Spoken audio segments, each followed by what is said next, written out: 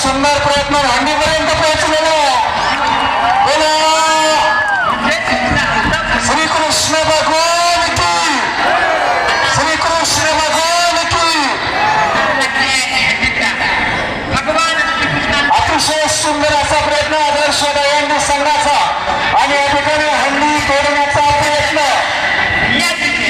यशस्वी झालेला आहे.